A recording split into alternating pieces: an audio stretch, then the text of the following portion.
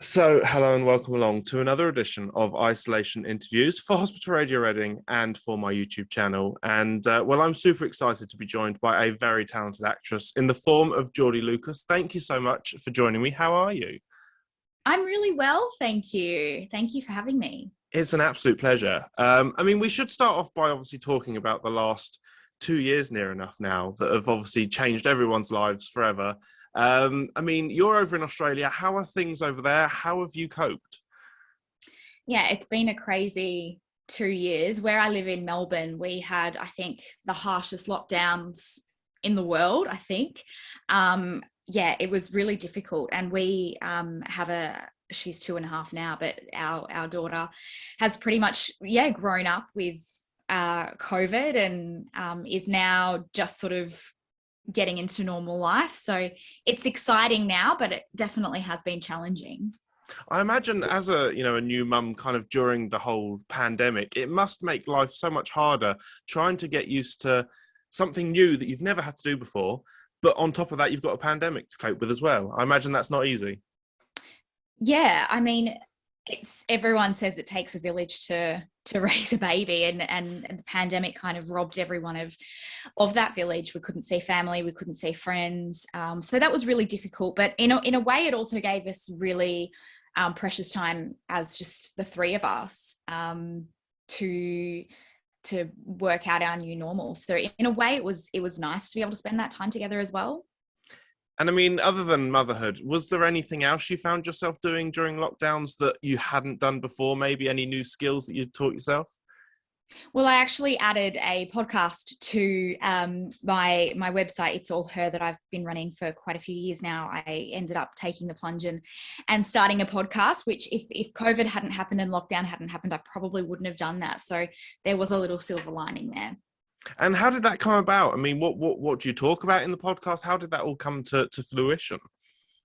I think the website was quite popular, but podcasting is really, just a really popular medium, and presenting and everything is a really big passion of mine. So it was a way to fuse the two together. And it was also a way, I knew that lots of women were at home with not much to do. So I knew that I would probably be able to get some really good guests on. So, I've been really, really fortunate. I've had some really big names in Australia. I've also had Carla Bono, who played my auntie on Neighbours. I've had Ada Nicodemo, who is on Home and Away. And we just talk about, life, how they've got to where they are. We have a really big focus on how to keep life simple, because I think we all overcomplicate life sometimes. So yeah, they're really big focuses of the show. And I imagine getting to reunite with Carla must have been exciting. Obviously, for anyone who doesn't know, she played Steph, like we say. To reunite with her, what was that like? Was that good fun? Yeah, it was. It was nice to sort of reflect on our time on the show together and talk about, the experience that we had, because it was an experience that, changes your life. So that was, really nice. I do see her from time to time when we go to events and things like that. And it's always really nice to see those people that you've worked with. Because you become so close, you become like family. And what would you say, since doing podcasting, have you kind of learned anything about yourself that you maybe didn't know? Have you sort of teaching yourself new skills? Have you kind of learned anything about yourself through that? I really doubted myself, and that probably held me back from doing the podcast for quite a while. And I think once I just took the plunge, I actually realized that I am capable of doing it and learning new skills like editing and things like that. So yeah, I'm really glad that I took that plunge and got into it. I think I say the great thing with the pandemic, and although, lots of horrible stuff has come from it, I think it's given a lot of people a chance to reset and to maybe do things that they wouldn't have normally done. Some people have completely changed their careers during lockdown. I think it's just given people that confidence to realize that, life can be quite short and quite naff at times. So let's just sort of make it the best it can be. Yeah, I completely agree. And I think a lot of people have reevaluated a lot of things in their life and realize that maybe things that they're doing, maybe whether that be work or personal, isn't necessarily making them happy. So I think, yeah, it was a great chance to reflect and then reset if you needed to. Now, where did the love of acting come for you? Because obviously, you know, I imagine, was that kind of something that you've always known that you were wanting to do, or was that something that kind of snuck up on you? I always loved performing. I was always that kid that when I would have friends come over, I would be choreographing a dance or wanting to put on a performance for our parents or something like that. I always loved performing, and I always knew that I really wanted to be performing in some way. And I remember I saw an ad on TV for, it was like an entertainment expo in Melbourne, and it was like sort of how to break into the media. And I was 12 and I begged my parents to take me, and this agency that also doubled as an acting school had a stall there, and I begged my parents to let me sign up. So yeah, every Tuesday night, my mum would take me to an acting class, and I started auditioning from there. And when I was auditioning and doing this acting class, I just realized more and more that it was something that I just really loved doing. And then how did Neighbours come about? Because I imagine that when a show like Neighbours comes knocking, you don't turn it down because it's such a big opportunity. Yeah, so this place that I would do acting school, they had casting directors of shows come in and sit in and watch us do scene work. And Jan Russ, who used to cast Neighbours, came in one weekend, and then I got an email that there was a new role coming up on the show and she would like me to audition for it. And this was the role of Rachel Kinski. And I went in and I auditioned and I got a few callbacks, and the last sort of callback was myself, Caitlin Stacey, and another girl in the room, and there was 3 boys, and it was kind of going to be, they paired us up and it was going to be one of the pairs. And unfortunately that wasn't my time, but I just kept getting called back for different roles, and I would get close on some of them I would never hear back, but I just kept getting called back to audition.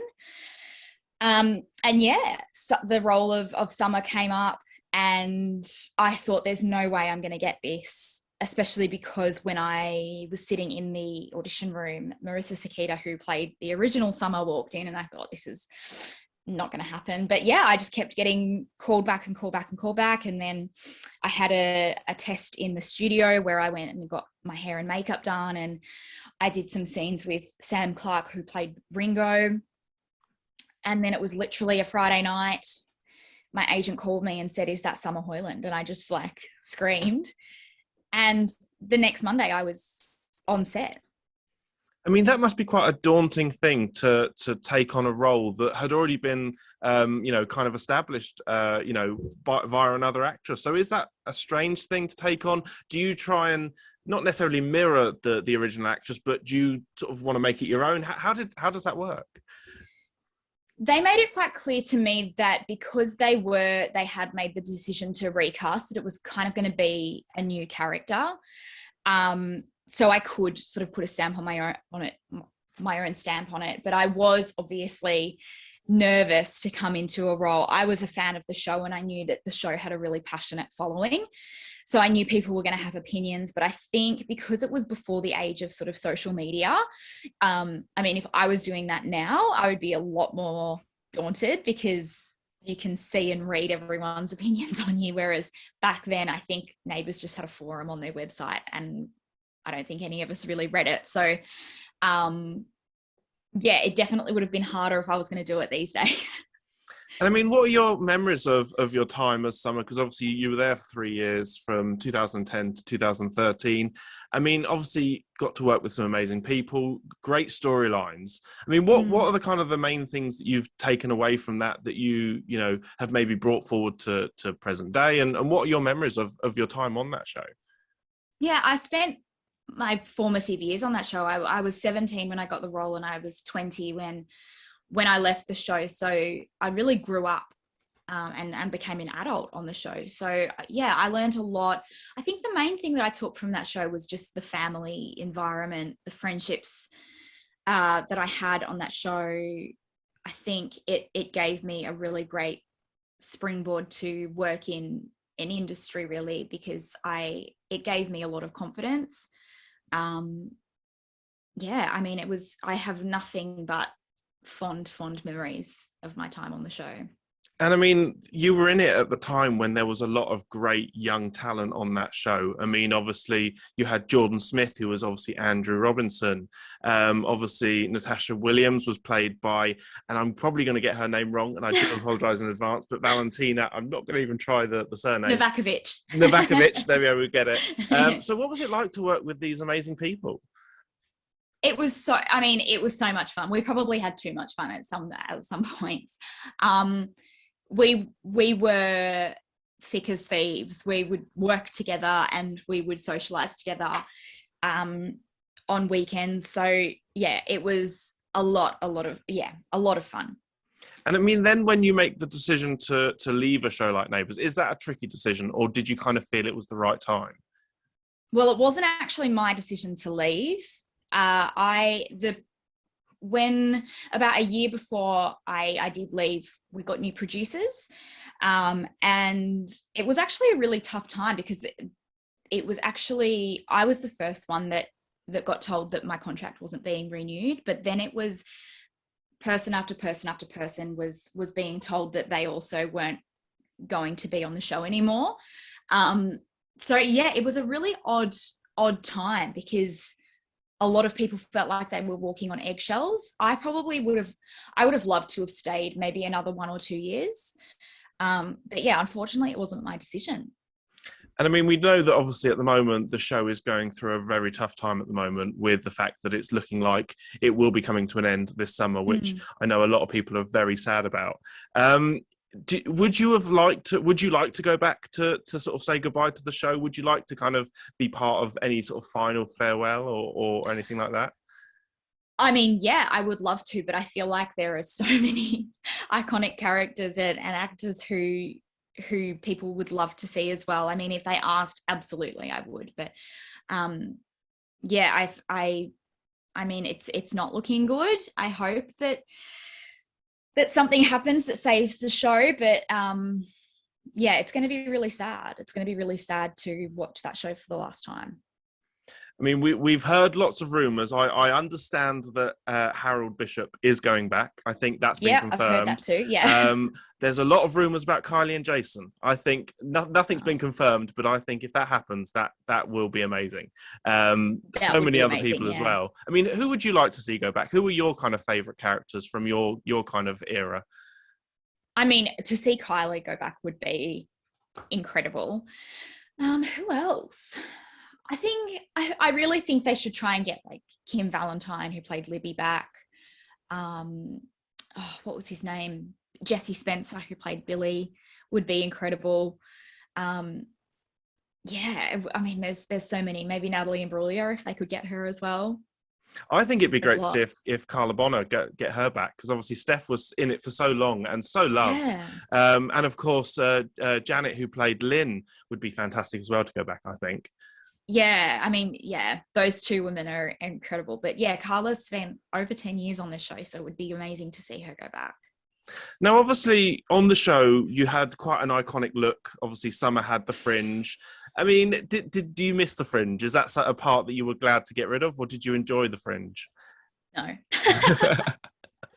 I did to begin with, because it was a change for me even, but it got quite old very quickly.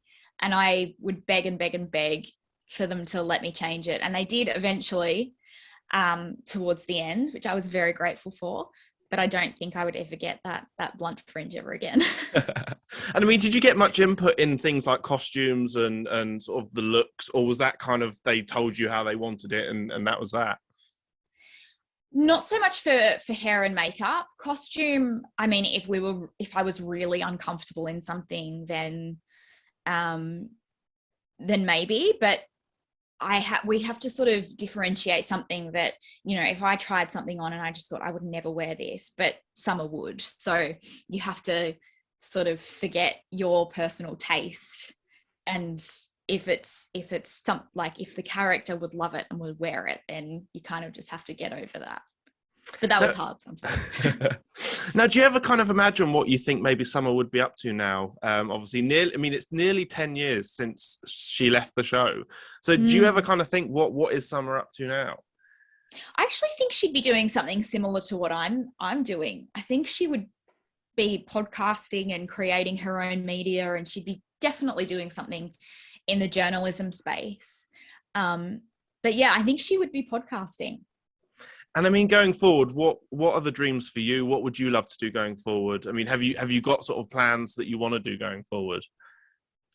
Yeah, I think growing It's All Her and the podcast is really important. I would love for It's All Her to have sort of its own network of podcasts. We had sort of a mini series last year where an actress out in Australia did a series called Mind Time. So working on sort of short form series would be really great. But yeah, just growing the podcast and talking to incredible women. I mean, I feel very lucky to do what I do. And is there anyone that you'd love to work with going forward that you've maybe not had the chance to, or people that you'd love to work with going forward? There's some journalists in Australia that I really admire that I would love to get on the podcast. There's Lisa Wilkinson and Carrie Bickmore out in Australia, who are quite prominent female journalists who would be really amazing to get on the podcast. I'm trying to think if there's any Brits that I'd love to get on. I'm sure there is.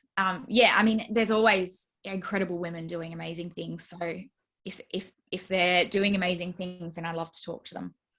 And I mean, as the world's opening up, do you hope to get to the UK soon? Is that sort of something you'd like to do going forward? Yeah, so my fiance is actually British, so we will be coming back at some point. We're thinking in August to see his family, because they haven't seen our daughter since she was 4 months old. So we're really looking forward to seeing his family. Now, I just want to say it's been a pleasure talking to you, but before we go, is there any messages you'd like to give to anyone who's currently stuck in hospital at the moment? Is there anything you'd like to say to them? Oh, just sending all my love and best wishes, and hope you have a speedy recovery, and I'm sure you're being very well looked after by the beautiful doctors and nurses. Now, I just want to say, Jordy, it's been an absolute pleasure. Thank you so much for giving up your time. Of course, keep safe, and you're welcome back anytime. Thank you so much for having me.